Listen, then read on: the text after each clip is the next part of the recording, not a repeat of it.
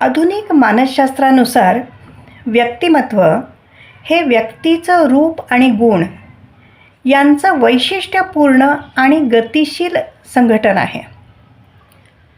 व्यक्तिमत्व ही संकल्पना अतिशय महत्त्वाची आहे, कारण व्यक्तिमत्व हे व्यक्तीचं या जगातलं स्वतंत्र असं अस्तित्व आहे आणि सगळे जीवन व्यवहार हे या व्यक्तिमत्वाभोवतीच घडत असतात.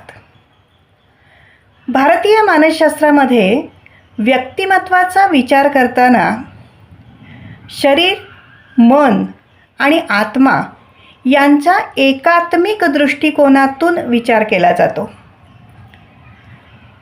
त्यामुळे व्यक्तिमत्व ओळख आणि व्यक्तिमत्व विकास ही अशी प्रक्रिया आहे की जी स्व ओळखीतून सुरू होते आणि आत्मस्वरूपापर्यंत जाऊन पोहोचते. हे आत्मस्वरूप जाणत असताना नेती नेती या तत्त्वज्ञानाचा विशेष उपयोग होतो.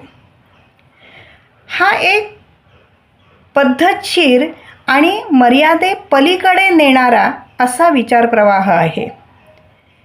यातून व्यक्ती स्वरूप जाणून घेताना टप्प्याटप्प्याने हे समजत जाते की मी देह नाही, मी मन नाही, मी बुद्धी नाही, मी विचार नाही, मी हेही नाही आणि मी तेही नाही. मग मी कोण? तर मी निर्गुण, निराकार अशा त्या ब्रह्मचैतन्याचा अंश आहे. मी पूर्ण स्वरूप आहे आणि मी चैतन्य स्वरूप आहे. हे एकदम घडत नाही.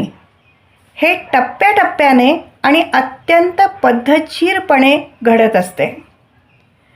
जीवन हे स्वसंकल्पनेकडून स्व ओळखीकडे नेणारे आणि स्व ओळखीतून आत्मस्वरूप जाणण्यापर्यंत नेणारा हा एक प्रवास आहे.